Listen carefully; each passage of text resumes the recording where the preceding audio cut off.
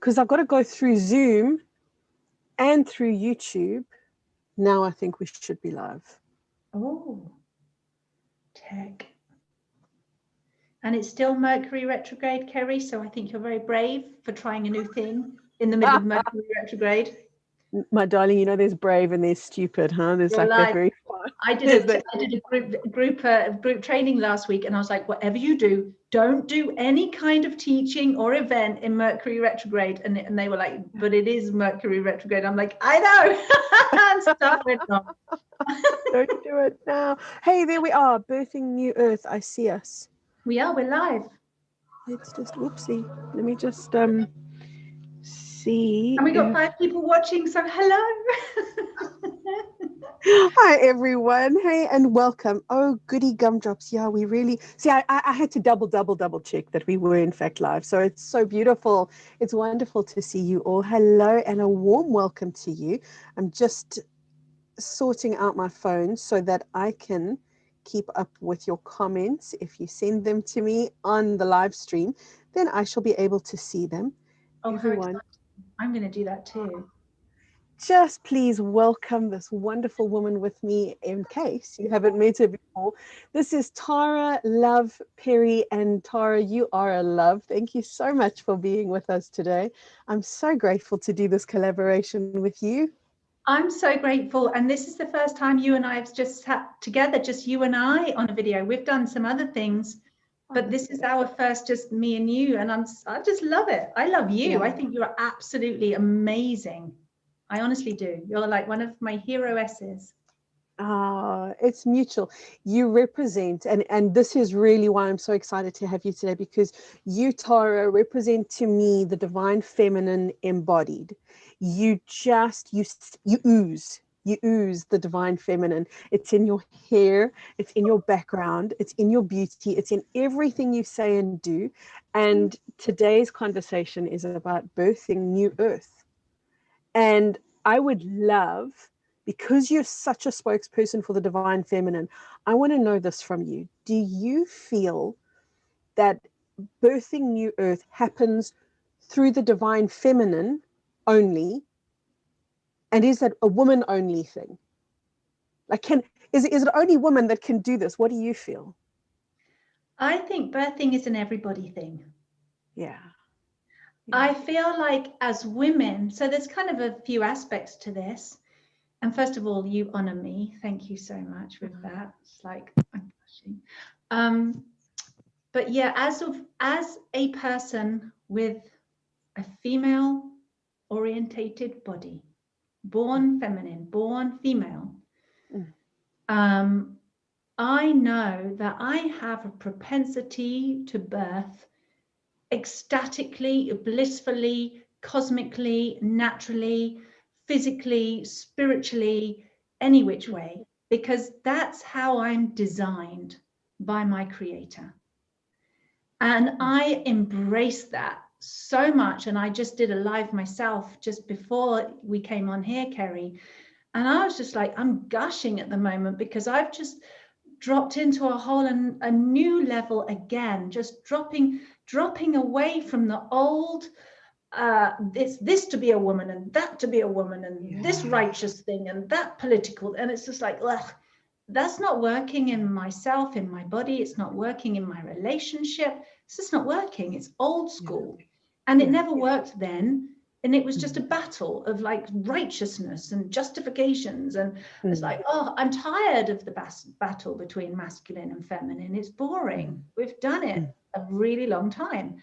And the new earth is that place where there's no battle. It's surrender to one another. It's humility to one another, where it's male to female, female to male, female to female, male to whatever. It's surrendered to the isness. It's surrendered to life itself that's actually doing this whole thing. It's actually running the show. We're in the passenger seat, you know, so we can be a happy, relaxed passenger and enjoy this incredible experience transmuted and transmitted and embodied through us, or we can, you know, have a go and get uppity and get involved and, you know, actually pervert the whole course of the journey and get ourselves in a right pickle. And it's just really nice just to be a happy passenger and to participate. And I think everybody can be a happy passenger. And then we can just let life, let love, let the birthing process happen. Because you and I both know when you pop out a baby, that wasn't my will or my effort that did that. That was my surrender. Life did it. Spirit did it. The knowing that's written in my cells that comes from the pure feminine goddess earth mother knowing did that. I didn't put the pieces of that little baby together and glue the toes on and, you know, the spirit did it, earth did it, and I was the conduit. I was the one blessed to be part of that experience. And so birthing of the new earth, everyone can participate in that and have our own unique and profound, incredible experiences and humble to one another and rejoice in the peace and the bonding and the unity and the love and the prosperity that that brings. So there. Boom. That's how I feel about that. You had a couple of mic drop moments there. I can't remember them all, but the passenger, you and I mean, I've been on talks before with you, Tara, and it totally, when I've been on talks with you before and we've been interviewed on Divine Feminine panels or wherever it is, I hear you speak and my lights come on because I'm like, yeah, we speak the same language. But when you've just used the word passenger, it's not a word I've ever used, but it's a concept that I'm so familiar with, because something that I so often say is that ascension, which is something that people are trying to do. I mean, you as the individual can't ascend yourself, but you can be the witness. You can be the witness to the ascension process that happens, and here's the big word, effortlessly. Yeah. It happens effortlessly to you and through you.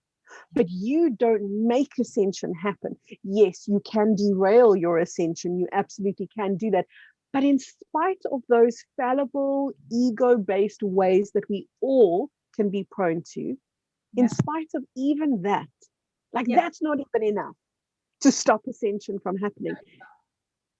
And I think the reason why we forget that is because we're so used to seeing ourselves as disconnected from the divine. We're so used to seeing ourselves as somehow separate and apart, and it's almost like, oh, I've got to make this thing happen. I don't know how to make it. And that's why people get scared, because they feel like, I don't have the tools for the next phase of the journey. But if you could just be in this beautiful place that you so perfectly called being the passenger, and being the passenger, in case anybody hears the word and wants greater clarity, the passenger isn't passive. The passenger is a participant and a co-creator. It's just that the passenger isn't the only one in the vehicle, even if it feels that way. And I think not sometimes even the one with the steering wheel, even if it feels that way. You know, my relationship with the divine has very much been, divine says, your wish is my command. And yet, this is the way I'm going to go. You know, you can come and enjoy it, or you can come and kick and scream, but this is the way that we're going to go, you know? So it's a paradox, isn't it? It's both. It's not this way or that way. It's not from the mind. It's not from our limited construct. And Kerry, you know, when you were talking about that, I was watching a documentary the other night with my partner, and it was about Roman history. And I find that fascinating, not so much the history part. I mean, yeah, it's all right. But the part that I find fascinating is people's relationship to the divine or the gods in our history. And so we've come from a very long time where human beings think that they have to appease the gods and do good things and do the right thing and fight for the right cause and be in the right country and wear the right flag and praise the right deity in order for the gods to be pleased and shine upon them and make everything go their way. And I'm like, we still see this, although we might not think, oh, you know, we're much more sophisticated now or whatever. And I'm like, I actually don't think so. I think a lot of us are running on a very old program, thinking that we've got this new consciousness and we are seeing more. But I actually feel like we're running on really old fumes, you know, really old petrol, that's really old fuel that's running us. And we don't. So you talked about that effort, you know, and all I can say is I have made a heck of a lot of effort in this life. I have worked my ass off. I have put myself in very challenging situations. In fact, self-sabotaged, and I think subconsciously made my life harder so that I would work harder, put more effort in, because I felt somewhere in me I had something to prove to someone. I don't even know who. Just to someone that I'm this big, strong woman and I can do it and I'm good enough and I'm, you know what? And I've just tripped over myself over and over and over again. And I landed flat on my face from trying to do that, because trying comes from a place of lack and fear. And when you've come from a basis of lack and fear and you're putting effort into trying to not come from, it's just going to springboard you right back, right? Or bring you right back. You actually have to do a total shift and come from a place of love and surrender. And that's what life is all about. Okay, I receive my breath. I receive my life. Birthing actually happens with grace and ease and effortlessness. I mean, you're still participating, you're not passive like you said, but it's like, man, it's not an effort, it's something else. And in that, there's the ecstasy, the joy, the bliss. Yeah. You know, but I think when the mind is, sorry, Tara. No, I'm just saying it's just completely different, different paradigm. Yeah. I think when the mind is involved, though, I think birth is a painful process. Whatever the birth is, the physical birth of a baby, the birth of a business, the birth of a new relationship, when we're bringing in the analytical mind, we're bringing in the insecurity, we're bringing in all of the wounds of our past, all of our disinformation and misinformation. Because no matter what level of intelligence we might have, we could have an IQ off the charts. The IQ is never going to be able to do the heart's job. And it is the heart's job to birth. It is the heart's job to surrender. It is only the heart that can translate the innate wisdom of your being, which supersedes your IQ. And I think this is important because, you know, a lot of people over my years of counseling, a lot of people have said to me, I feel inferior because I don't feel as clever as everybody else. And I think to myself, when I hear that, like, why do you even want to be clever? Why do you even want to be, in the brain sense, smart? Why is the number of your IQ anything when you already are a supreme, infinite wisdom in union with God, in union with the divine? So it's not like, oh, I've got to check in with God and see how God feels about this. It's like, no, I have this permanent oneness. That stream of consciousness that is your innate self, that's translated through the heart, is your own natural potential. So then you've got people going, oh, you know, I didn't get good grades at school. Maybe I'm not so smart.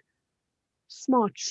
It really doesn't matter. We're at a point in our lives where we've got to really go beyond the limitations of the mind and recognize that when we bring the brain in and we bring that analytical, fear-based stuff in, no matter how clever it is, no matter how cutting edge science and so-called, because we're going to realize we're in the dark ages at some point. It's still limited, right? It's always going to be limited because you're taking something into separation from the rest of our senses. Yeah. We've got lots of centers of intelligence within us. Heart intelligence, emotional intelligence, gut intelligence, cellular intelligence, womb intelligence, you know, sexual intelligence. We have knowing encompasses all over us. We have all of our senses, extrasensory senses.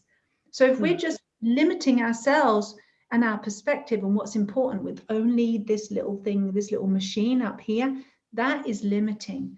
But that's what's promoted, heavily promoted, because it keeps people disempowered and detached from the greater truth. And people detached from the greater truth are, as we know, easier to manipulate, easier to fool, easier to accept the lies, and easier to manipulate and control. So is it intelligent to be easily manipulated and detached and disconnected from yourself?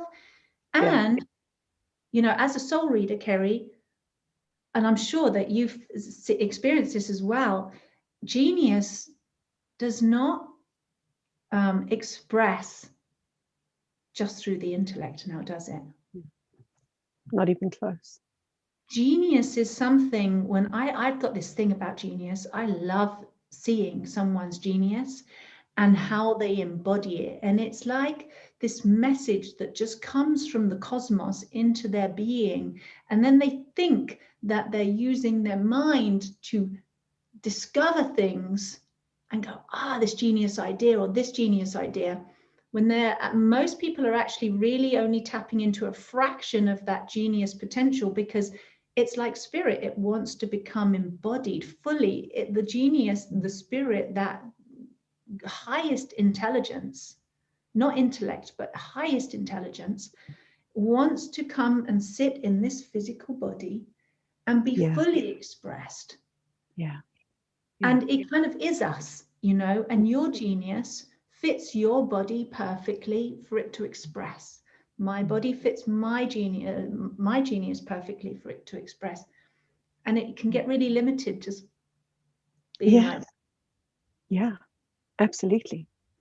So, you know, one of the quirky little stories of my relationship with my husband is this, and it's got to do with the whole thing about intellect and genius. And he's an incredibly clever man, and he understands things that make my mind boggle. So he has a real grasp on quantum physics and how it works. And then he explains to me, so this new device that I'm making works like this. And he explains the concepts. And I don't even know the words. I don't even understand the words that he's using. But this is something that we noticed in the beginning of the relationship. I would go, as he would explain these technologies that he would be working with, I would feel something in me begin to connect with that technology. And I would feel the flow of the energy of that technology as a living thing, because it is. And I would be able to connect with it and share with him insights into how the energy was flowing. And one of the ways in which our union came together was in that shared understanding, where on the intellectual level, you could not pay me any money in the world to explain to you what I know. And because he knows it intellectually, he doesn't need me to explain it to him intellectually. But when he's got the feedback of somebody who feels it energetically and can share with him, oh, okay, so that's how the energy moves. It's moving in a beam. I thought it was going to move in a spiral. You know, it helps him to understand the devices that he's building. It's medical and healing and these sorts of things. It helps him to understand how these devices work. But I share this because this is a level of genius that we all can connect to. Because every single one of us in some way has felt inferior, whether it is emotionally, intellectually, whatever it might be. But where this conversation is taking us is into the divinity. Yes, the divine feminine, but it's the divinity, the overall divinity of who we are that so exceeds where we think we are. And I feel like we hold ourselves back so much just with that one simple statement that I just said now, who we think we are. Because instead of being who we are, we're being who we think we are. Yeah, or should be. Or what other people want us to be, or what God wants us to be, or whatever. Yeah. It's like those two things are worlds apart. Yeah. Who we are and who we think we are or think we should be, or, you know, the self that is connected to the brain and its analytical process versus the true self. And there's just no more time left. I feel like that's where we are as a collective, that there's just no more time left to play with that false self and that false sense of self. Yeah. It was fun, but it's done. It's so done. And you're reminding me, like when I do live events, I used to do live events back in 2019 and pre then, and I would do a weekend workshop, and it was self-love immersion. And a lot of the people that come to my events, they're the healers that have been doing it for 20 years, or they're the teachers, and they're the people that know so much. And I used to say, look, I honor what you know, but if you want to sit in this audience and receive what I'm going to share with you, you have to take everything you think you know, that you do know, and you have to go and put it outside of the door, and then go put it out. And I used to make everybody do this thing, go just put it outside and come open and come empty. And that's where we are now, because if we are coming full, it's so simple, really, isn't it? If we come full and we come know it all, we're not going to really receive and learn what this whole next phase of being human is all about. And the humility that's necessary as a conduit of love. If you don't humble, if I don't humble, if we don't become humble, truly humble, not just pious humble in our minds, but truly humbled in the most empowering, incredibly divine way. Humbled to the will of life itself, humbled to whatever is happening, humbled to the birthing, right? That's how you, as a mother, I've birthed, humble, because then I'm open, I'm receptive, I'm able to let go of stuff really easily because I'm humble, and the love can come in because I'm in a humble place and my heart is open. And that's the conduit for love, is humility. And none of us are going to, like you said, ascend ourselves with our wonderful egos and our wonderful spiritual egos and our wonderful practices that make us more higher vibration and more 5D than anybody else and all that stuff. Yeah. You know, I was just saying to a client yesterday. What was that? I just said that's barking up the wrong tree. That's like I was mountain and thinking you're going to meet God because you're closer to the sky, and it's just not true. Yeah. You've got to come down the mountain again when you realize, oh, it's not up there. Yeah. It's in here. It's not up there. It's literally the last place that most people look. And a lot of people have gotten it now. A lot of people since 2020 have gotten, so I was supposed to go inside all along. Okay. So, which is why our world has been shifting so rapidly and so dramatically. Yeah. Is because of that one fundamental shift that people have got that. Yeah. That they actually, even if they're not doing it, they now know my life isn't working because I'm not as deeply connected to me as I could be. Exactly. It's not out there, it's in here. Yeah. So they've truly got that. Well, I feel like let's celebrate everybody that's realized that, and we're all realizing it a little bit more every single day. Like no one's exempt, and that journey isn't like, oh, it's done now and now you don't have to. No, it's a constant everyday thing, a constant everyday self-realization. And it's only taken humanity how many thousands and thousands and billions of years? So actually, now that we're doing it, this is a really big point of celebration, I feel. And it's like, yay, well done me. Like, yay, we're getting it. Of course we're getting it.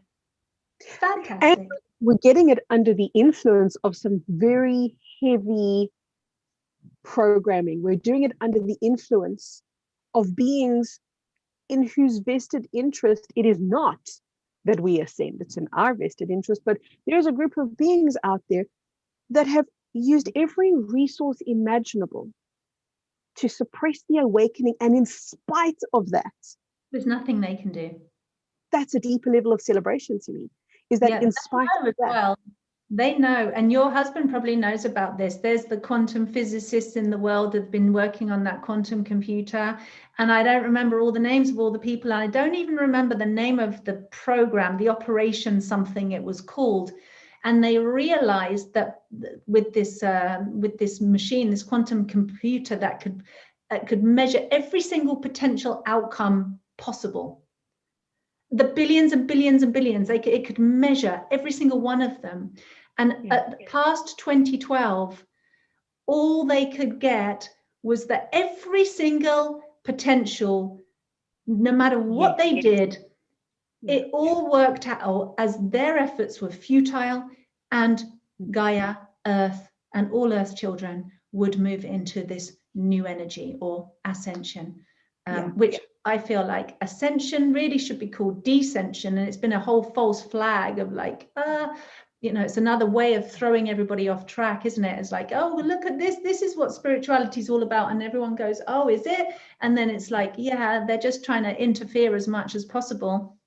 And Absolutely. you know, take everybody down the wrong holes, or you know, into the wrong areas, just to throw us off track. But literally, there's nothing they can do. They can only try and slow it down, but that's not going very well either.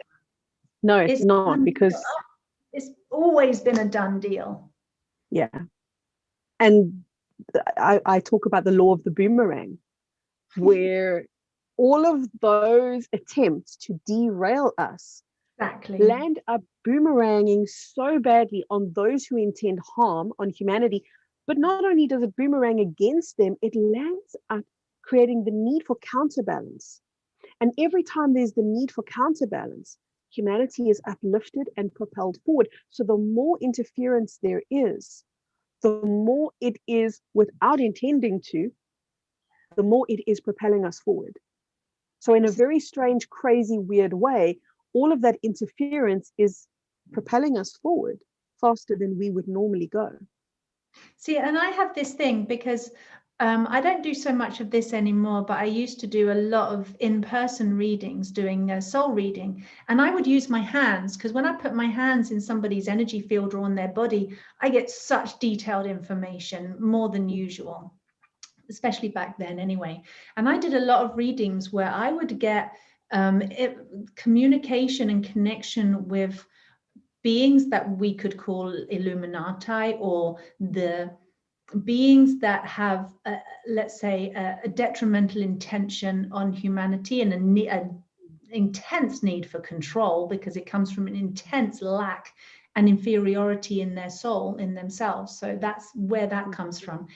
And yet, whenever I conversed with these beings energetically, it was always that they had the absolute highest good intention on the spiritual level, on the spirit level, because there's nothing in creation, because all of creation, as you know, is unconditional love. Absolute, it's absolute unconditional love.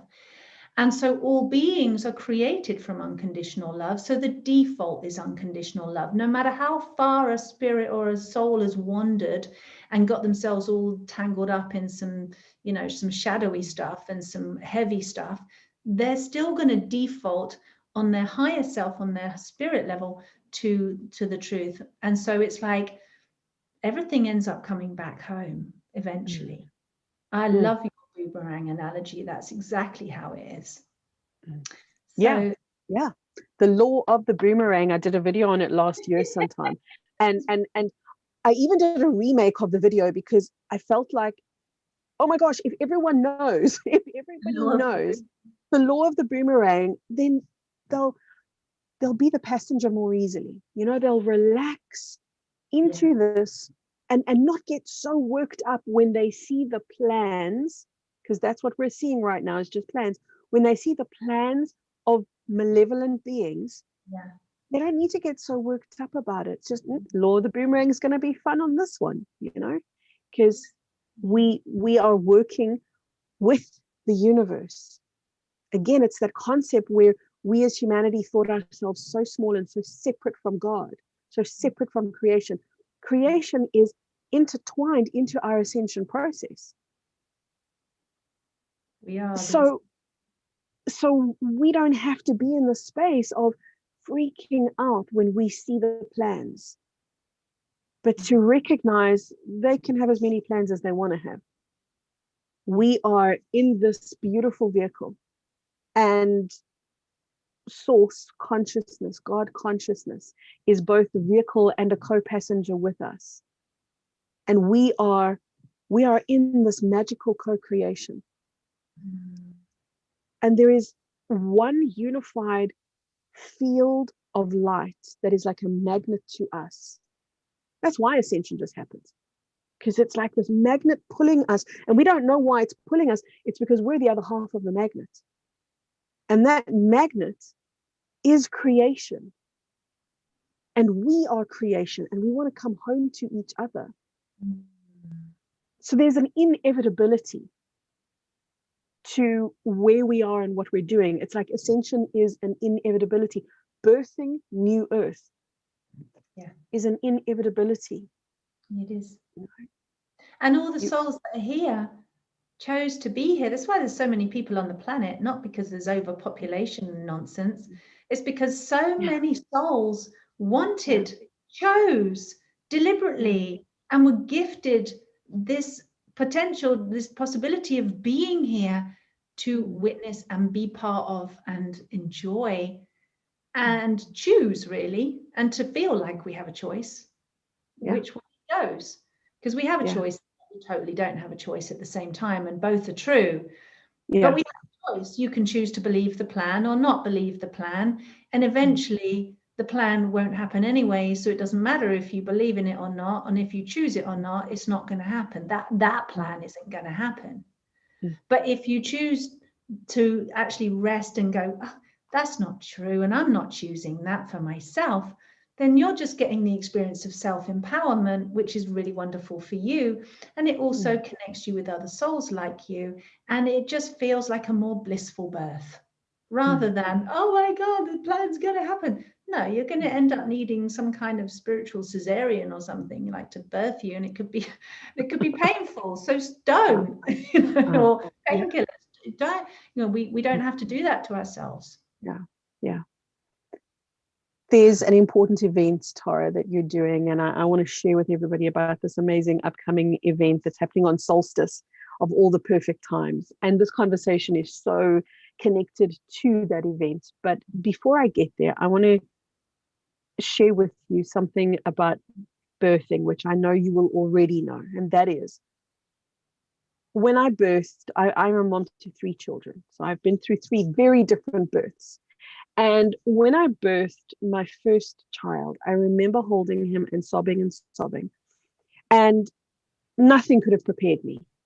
Nothing could have prepared me for the love of that moment, because there was nothing human about that love. There was nothing that I had ever come close to experiencing. So here I am in this new place, and I'm realizing he birthed me. I birthed him, but he birthed me as his mother. You see, I became a mom because of him. So he birthed the mother in me, and nobody could have done that except him. And my other 2 children have birthed different facets of the mother, but he was the one that birthed the mother. And I feel like as we are birthing new earth, there's a very symbiotic relationship. It's a similar kind of a thing. We think of ourselves as, oh, I'm birthing new earth. But in fact, new earth is birthing us. New earth is birthing in the same way that we're bringing her through. New earth is bringing our creator God self through. Because who has the potency and the power to birth new earth other than a creator God? And I feel as well, and another aspect to everything that you've just said, is the children who want to be born and who will be born in their full light bodies. And I mean their full angelic energy field. Whatever that means to people, I mean, I always see it as pure gold, like that. It's a layer that everybody has, but most people don't embody it because it gets left behind in the birth process, because it's become quite mechanical and very third dimensional, and like we're just birthing a body. But what about the spirit? What about the soul? What about all the rest of the being, the multifaceted, multidimensionalness of human. So these children who are, or a lot of them have come through and they are being birthed now, but those children not yet born, I've had a time where they spoke so loudly to me for a couple of years, and they were like, we want to birth whole. We are going to birth whole, and we need the conduits, the mothers and the fathers, to birth us whole, to conceive us consciously, to birth us consciously, in bliss, in openness, in total trust, in surrender, in humility, so that they can birth their whole selves onto this earth and light the world up, because they are the exact vibration in their energy bodies of unconditional love, as is your little body, as we all are when we were born. But a lot of that gets left behind, and then people don't feel like they're meant to be here, and they feel like they're missing home, and it's really their own spirit just hasn't fully embodied. So yes, Earth is birthing us. Yes, life is birthing us. The new Earth is birthing us, is what it means to be human, the new humans, if we like, or real humans. And also, I have such a huge pull. That magnet that you talked about is those children saying, get ready, clean yourselves up, clean out the pipes, get rid of all the gunk and the muck, because we don't want to embody that, and we're not going to embody that, because they're that exact vibrational match to where Gaia's birthing to. I don't know if that makes any sense. In quantum physics, it makes sense if I could use the right language. I get it. I get what you're saying, in that there is a call, like a cleanup call for those who are birthing. There's a sneeze sitting just there. First of all, thank you so much to those two beautiful, generous souls, Bonnie and Adrian. Thank you for the little donations that you're sharing with me. I so appreciate that. Do you know, Tara, since being booted off of Facebook, which is like, I think it's about a year now since I was booted off of Facebook, it's been a wonderful year, because in a way I got my life back. It was like I got it back from social media, and I could go, oh, I have children. Oh, wow, I can make you food. I can, like, what? There's more to life than Facebook. You're joking. Nobody told me. So being booted was both a blessing and a curse. It was a blessing because it really did create so much more time and space for me to be with my family. But it also made connecting with people very challenging, because I never focused on my YouTube channel before. I'd focused solely on Facebook. So that was my connection to my sphere. So it's like I've had to recreate that. And of course, with that, my earnings took a plunge, and life started to look very, very, very different. So thank you to those who are leaving donations. I thoroughly appreciate you, and I thoroughly appreciate that. Adrian says that he's loving the conversation and where it's starting to, he's talking about how it makes sense in any language. My comment is this. It was something I shared with a client a little bit earlier today, and that is, we all start speaking the same language. We use different words, but we all start speaking the same language. Isn't that beautiful? And it's so automatic. Nobody could ever teach you this language if you know it. You know it, and you're fluent in it, because it's the language of love. It's your own innate language. My darling, tell me please about this wonderful event. So I must just tell the listeners that I got this beautiful invitation from Tara a couple days back to be a panelist on this wonderful event that you're doing on the 21st of June, right? Please tell us a little bit more about it. I'm so excited to be a speaker with you. I'm so excited to be there. Tell me what inspired you to do this, because it's a beautiful event. It is such a sacred, powerful event that you're doing.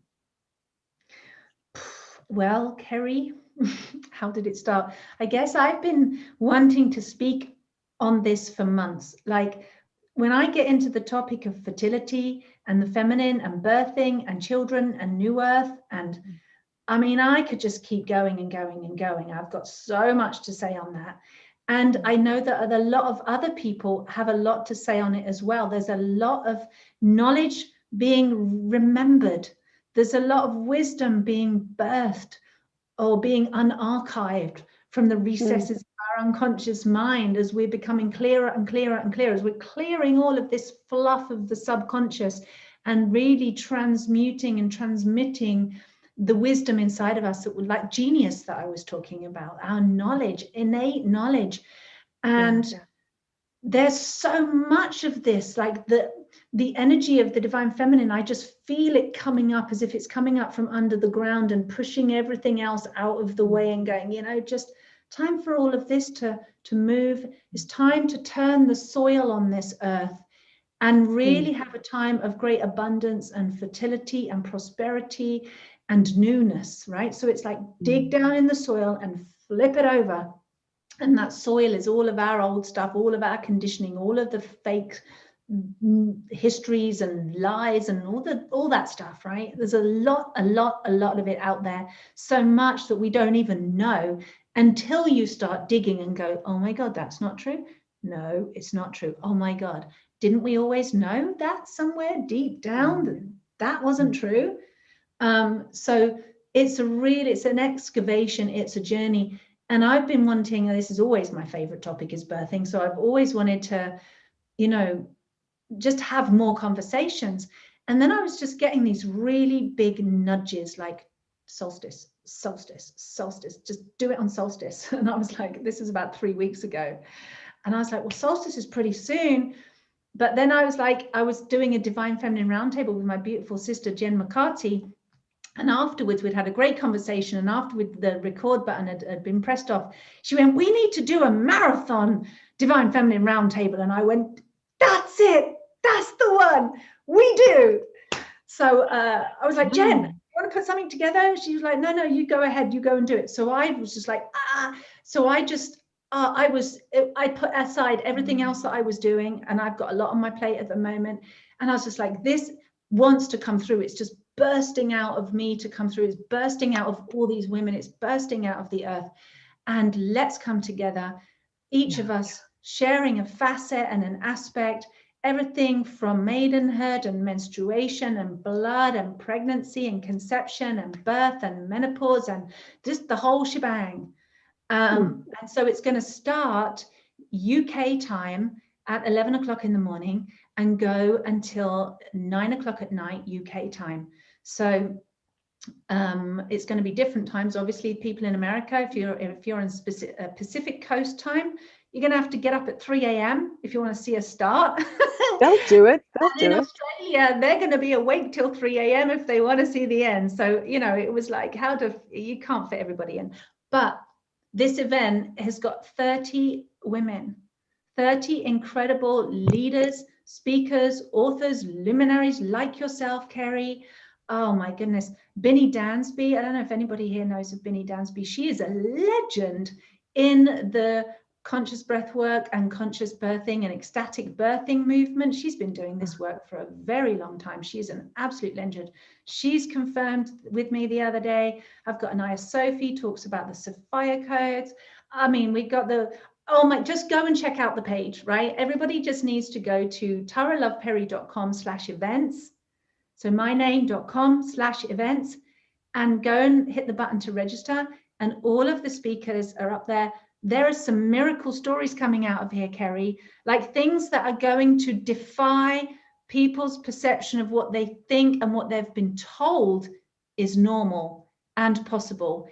And we're going to blow the lid and the walls off that one, because there's some women coming with some powerful stories that just, it's going to be like, yep, this is real. I've lived it. I'm alive. This is what happened. And science might not say it's possible, but science isn't the boss of life. It's so not. It is so not. It is so limited. It is so small. It is so infantile and juvenile that we even give it credibility when, this is back to the conversation we started with in the beginning, when we recognize the infinite intelligence from which we are birthed. But that aside, I'm so grateful you're doing this, because birthing is, it's such a passion of mine. It is such a passion of mine. So guess what I did? I wanted to give to your speakers, as is customary at many of these events, I wanted to give, oh, sorry, not to your speakers, to the people who attend, a gift. So I thought, what can I give? Okay, I can give a meditation. And I've got loads. So I was going through my meditations and I thought, oh my gosh, I finally have an excuse to make the meditation I've always wanted to make, which is for people to connect to their unborn child. And I was like, oh my gosh, because that was one of my experiences before I gave birth to Joshua. Yeah. I was highly suicidal and I was ready. I was so beyond ready to leave. And I got myself sick enough that it was really a matter of maybe hours to the point that I wasn't going to be able to breathe anymore. Because what I did was I had really, really intense asthma that needed medication and hospitalization in order for me to breathe. And I declined everything. No medication or hospitalization, which was a very painful way to have passed if that's what I went through with. But I was really, really sick and really gasping for every breath. And a wonderful friend of mine came over. And my mom said to her, of course, my mom was in a state. She said, speak to Kerry. She's going to die. And I remember my mom's terror in her voice. Like her voice was cracking when she said that she's going to die. So my very wise friend came and sat on my bed and she said, and she knew that I'd been suicidal for a long time. She came and she sat on my bed and she said, so this is it, huh? I couldn't even speak because it took everything just to breathe, just to gasp for the next breath. So I had a pen with me. Yeah, I wrote yes. And she said, okay, I'm really happy for you. You know, she's a good friend, right? She's a really good friend. She said, I'm really happy for you because I know that this is what you want. But, you know, before you go, so clever. She said, before you go, just check if you're ready on a soul level and if you're complete on a soul level, because you wouldn't want to come back here, would you? You want to leave so desperately. You want to make sure that you're complete. And I remember thinking, oh no, I've been foiled. My plans have been completely derailed by this woman, but I knew she was right. I knew she was right. So I closed my eyes and I connected to this being. And I so clearly remember seeing this gorgeous boy, just this gorgeous, he must have been about 16 years old, white t-shirt, blue jeans, belt. I can even see the buckle of the belt. I can see where he's standing in a kitchen. Still don't know whose kitchen it is.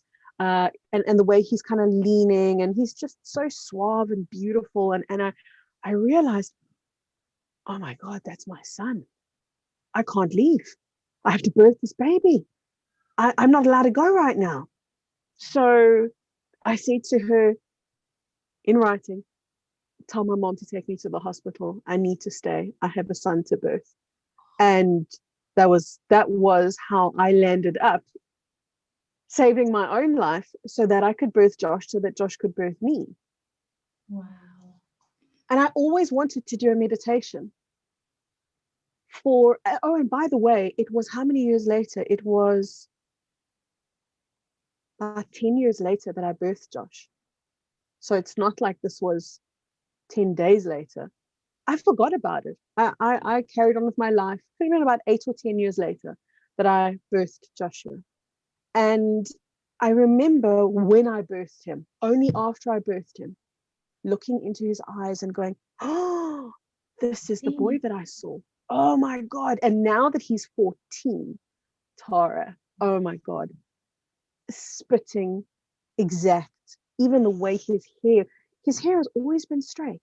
He turned 13, suddenly he's got wavy hair. It's exactly like the boy that I saw in that vision. So the meditation I always wanted to create was for parents to connect to their unborn child. Whether they give birth in 10 years or 10 months or whatever it is, but to connect way before conception to the soul being. So I thought, Tara has given me the excuse that I absolutely needed to finally make this meditation. So I did it. So that's going to be my offering And it's just, it's lit something inside of me, Tara. It has lit such a creative joy that suddenly I'm wanting to do, and I've already done the first 3 recordings of more birthing meditations. You brought my love for birth into fruition. It's always been there, but it was like so back-seated for the ascension conversation. Yeah. So I'm so grateful. I am so grateful and so blessed that you invited me to speak at this event, because I needed it more than I even knew.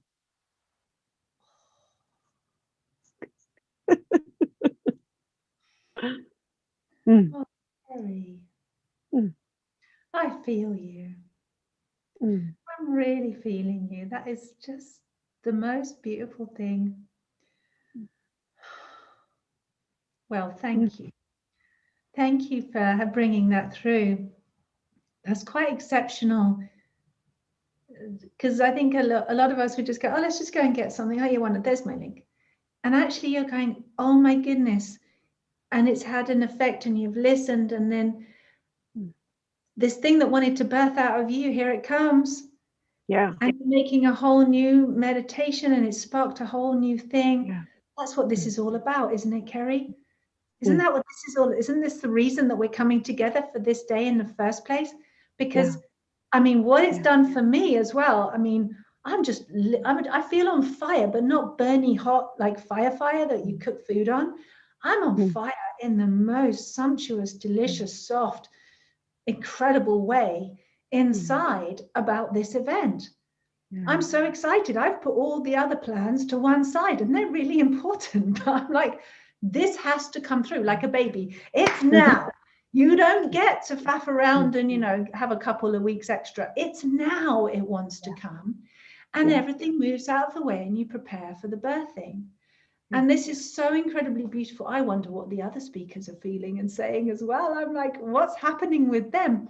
I know. Because this is the whole point. We're coming together to light one another up, to spark that life, to blow that kiss of remembrance to each other and light each other up. And if we're doing that together and we're the speakers, what's it going to do for everybody else joining in? And I really want to welcome in everybody's voice into the conversation. And obviously I can't have every single person watching on the screen and speaking, because that would be bonkers. But what we do have is the live chat, because it's a live event, streamed live. It's totally free. You don't have to have money to come in. You just bring your beautiful self and leave your stuff at the door, come empty, because you're going to come away very, very full of new stuff. And you probably have a massive, I would say multiple shifts and activations and realizations from having this experience with us, and massive empowerment for your own birthing, like your own new earth self birthing. It's honestly, I feel like it's just going to be a super powerful cosmic event. I really do. I'm excited, more than excited. How will men feel in the audience? Are they going to feel like this is a woman only event? Well, the thing is, I'm not in control of every individual man's thoughts and feelings. So it depends on what they want to think and feel, and how they choose to come. This event is for everybody, and everybody has divine feminine within them. That's it. They Yeah. might express in a male body, but we have, and isn't it wonderful to actually understand our divine counterparts? And men are part of that. They hold space, they protect, they serve, they devote to the divine feminine. And so how wonderful for men to be empowered, because as we shift as divine feminines, they also in that dance naturally, effortlessly also shift, because they're our equal and our opposites. So Absolutely. that you can't have one without the other. You can't do something, you can't move one side of the coin and think that the other side of the coin isn't going to move as well. Yeah. Yeah. So it's called Day of the Divine Feminine, but the feminine is in everybody. Everybody was birthed through a mother. Everybody came from a womb. We all live on this Mother Earth planet, And every single being is included. Nobody's exempt. It's just those who feel the calling to be there should pay attention. And if something else is happening and there's an issue and it's like, nah, leave it then. Don't come. It's fine. Yeah. I'm so glad you said that, because I've seen such beauty in men who've engaged with their divine feminine, whether it's through their partner giving birth to their child, or whether it's through their own conscious evolution. It's one of those inevitabilities that eventually we will all have to confront. See, we always think it's going to be, oh, I'm going to have to confront my demons at some point. Well, yeah, but you're also going to have to confront your divinity. You're also going to have to confront your own Good. That's a good point. Absolutely. Yeah. So we have to confront our own divine feminine. We have to confront our own divine masculine. These are aspects of self that we get to integrate.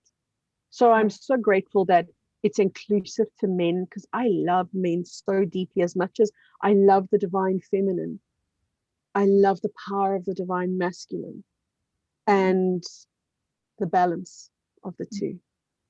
Well, those children of the future, or the children now, all of us as children, the divine child, that is us, and those who are wanting to come through, waiting to come through, they need a conscious mum and a conscious dad.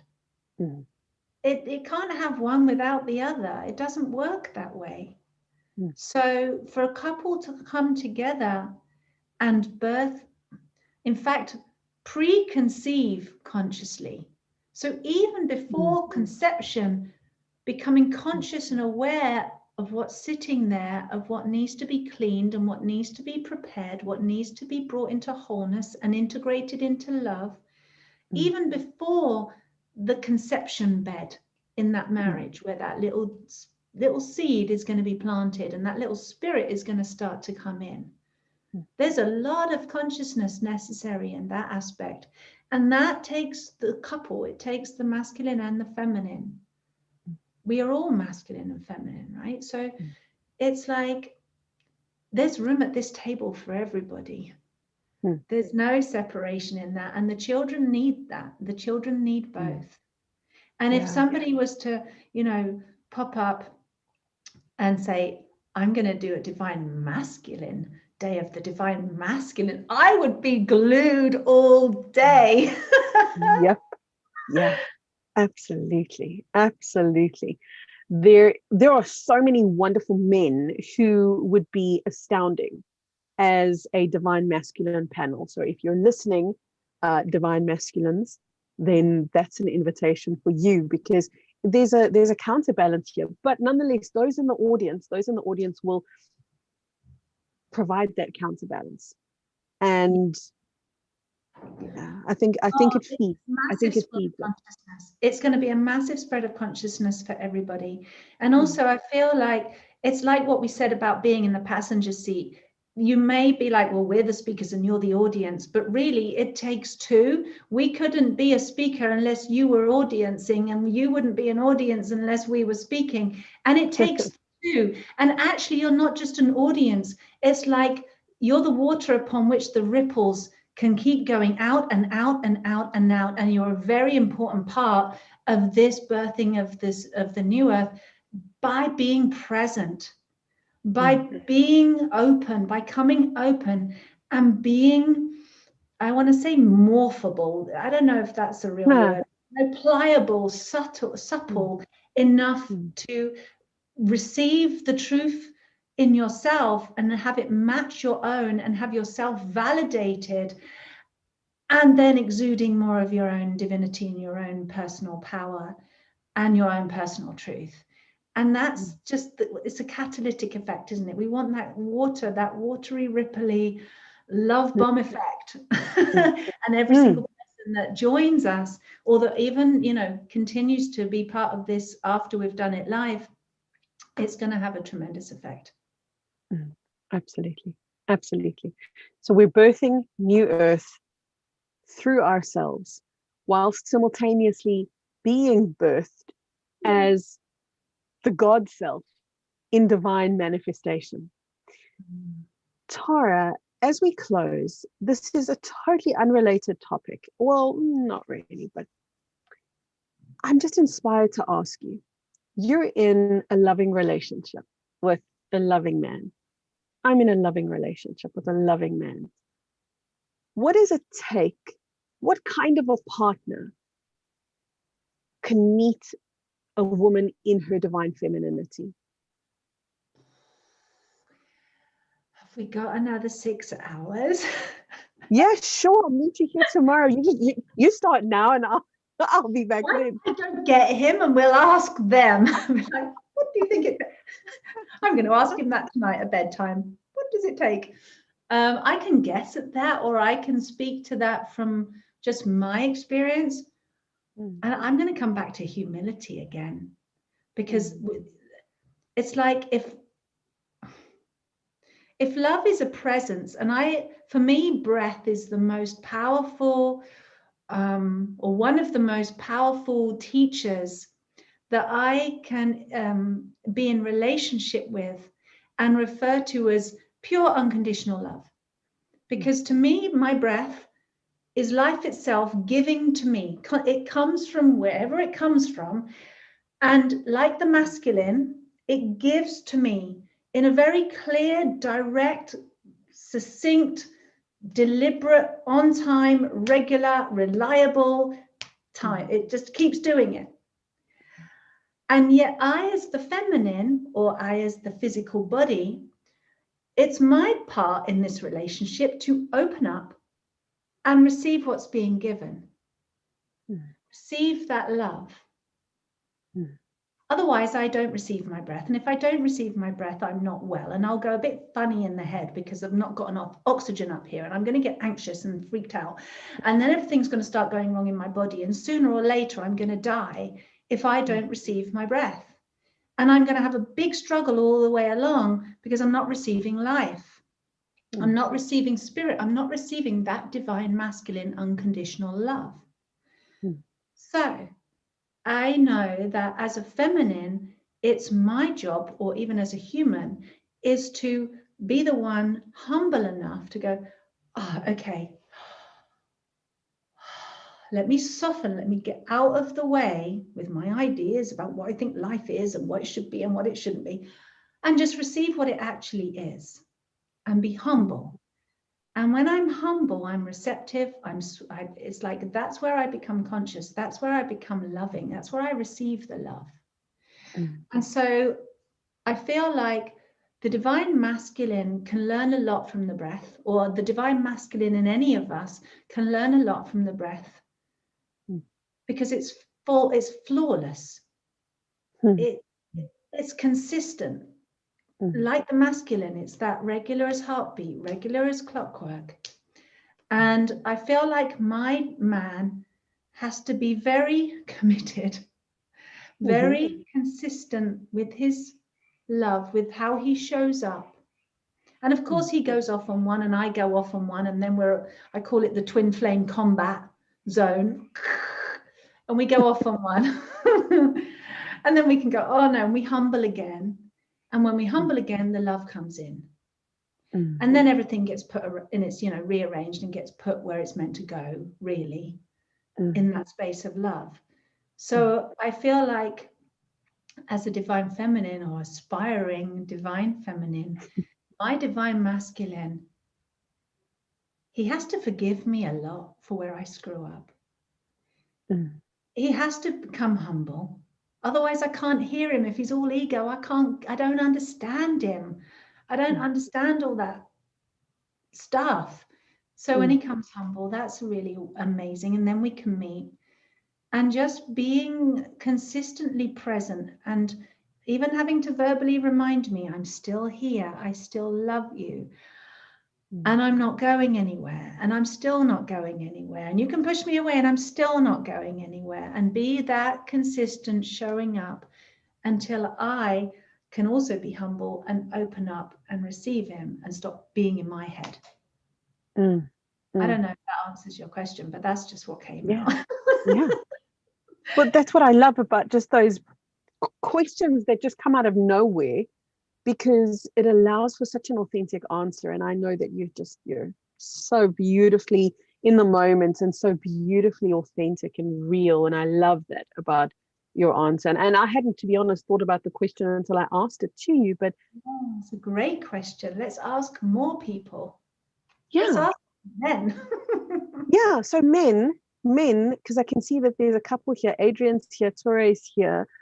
There must be more who are here with us. So men, let us know, what does it take to be in a relationship with a woman who is in the divinity of her femininity? From where I'm sitting, if I look at my husband, and I suppose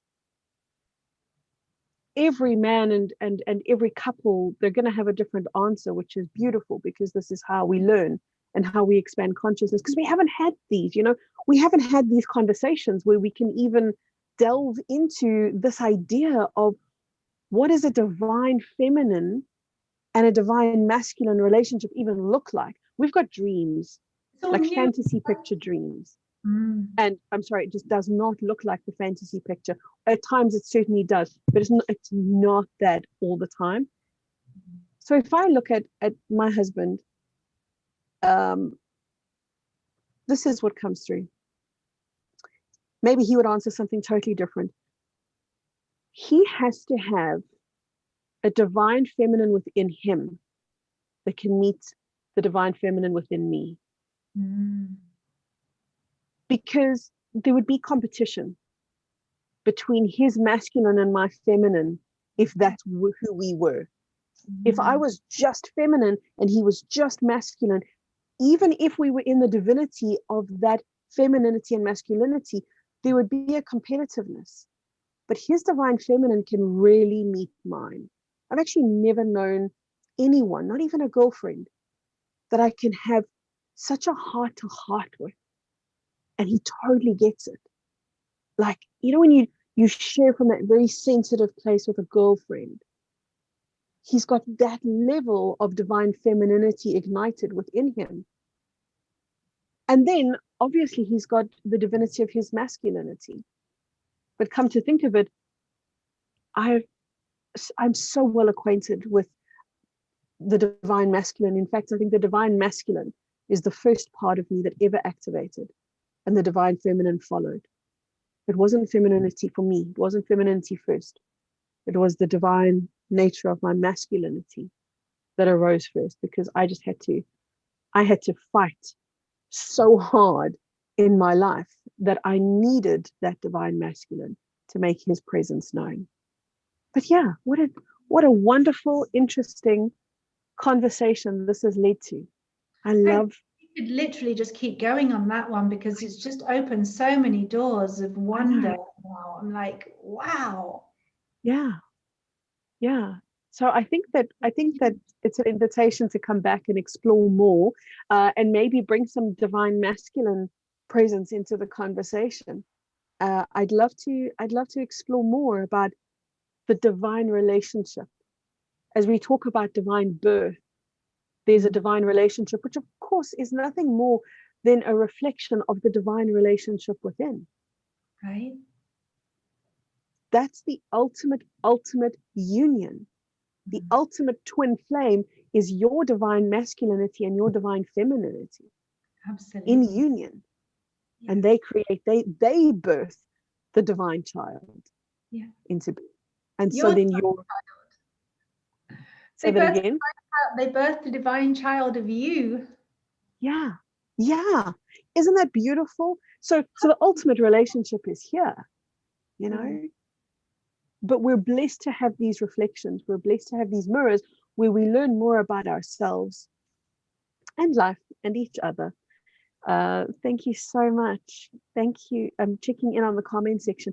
Thank you, everybody, for your loving hearts and your comments. It's beautiful to see them popping up every now and then. Sandra Brown asked a question earlier, and Sandra says, I'd love a meditation to all the babies I lost due to miscarriages. I'd love to connect to those babies. I'm in the process of recording just that exact meditation, Sandra. It needs some refining, so I won't release it till I'm happy with it. But that would be good for a lot of women, huh? Yeah. But also, Sandra, you could also just connect, because I'm sure Kerry's meditations would be incredible, but also you can also just connect to the spirits of those babies that are not in their bodies anymore. They're still there in spirit. You can still connect. Oh, yeah. You can share your heart and, open up and have that conversation. Yeah. The connection, that's what's beautiful about pregnancy, is the connection never goes away. Whether you birth the baby or whether the baby is lost to miscarriage or any other choices that a woman makes, the baby is always a part of you. You will always be more because of them. When I had a miscarriage, and when the little spirit left, because she was a she, and I felt her when she was conceived coming in, and then I felt her leave, and she said, "Now I'm free, thank you." So she just needed to come in for something to happen and then leave again. And she said that had completed something for her in her soul journey that needed to happen, and that now she was free. And she'd almost like getting over a piece of karma or something. I don't know, when something's left unresolved and then it got resolved, she's liberated. So her soul was liberated from me having a miscarriage and her not birthing because it wasn't her time. So I felt that was an incredible gift. And of course, I'm sometimes like, I wish I had you in person. But her soul is where her soul's meant to be. And when we can heal our own traumas around that and stay open, then we become conducive for another soul that is somebody that wants to stick around and chooses you as the mother. So it's really important to do the healing and release, isn't it? Have those conversations that heal and allow us to move on and become free as well. Absolutely. They're as valuable. These conversations, meditations, healings are as valuable as welcoming in this beautiful bundle of joy into your life. The healing of all that is holding you hostage at any point in your life, that is as valuable, as beautiful even when there's tears and there's grief, it's still as beautiful because of the healing potential that the situation brings to you. Grieving is really important. Grieving is so important, and it's a cleansing ritual that needs to happen. And you're absolutely right, Kerry. I love the way that you phrased that. And it's becoming empty so that you can become full again, because we can't become full when we're already full. So we need to empty. Yeah.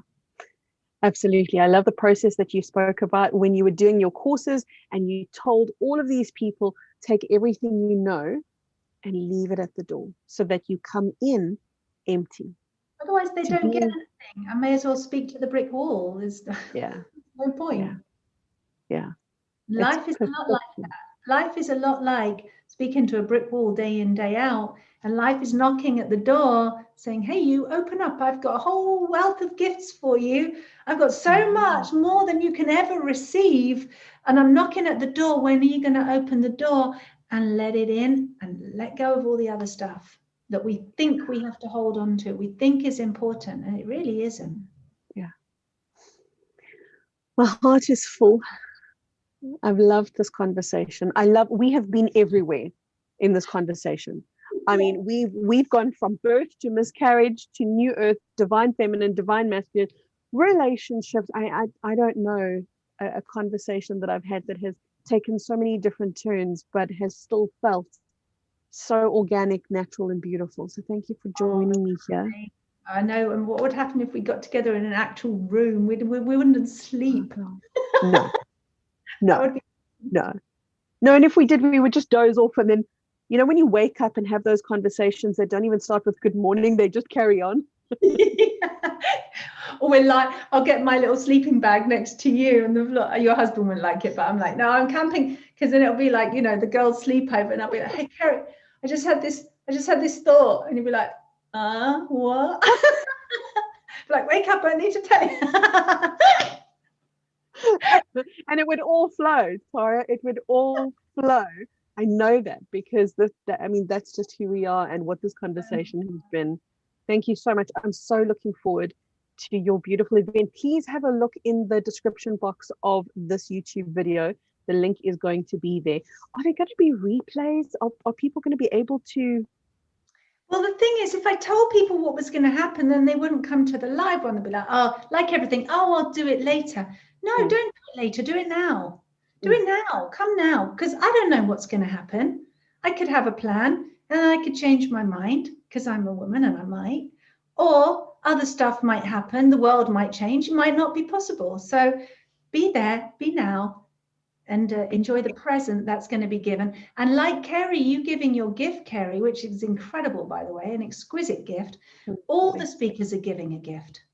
Every single one of them is going to create a gift for this event. And so whoever registers for this free event will also get the free gift package from all the speakers. That's 30 gifts. That's quite an amazing thing to receive, right? So if anyone's out there going, life doesn't give me enough and I need more, well, open up, because here it comes. It's coming. Get ready. Oh my God. 30 gifts, right? That is phenomenal. 30 gifts. And if it's 29 or 20, don't, you know, or 31, but roughly, I don't know who's going to show up on the day. Somebody might sleep in. I don't know, because some of them are getting up at the crack of dawn, like literally silly o'clock in the morning to be part of this. And some of them are staying awake super late. So we'll see what happens. Well, I will be there.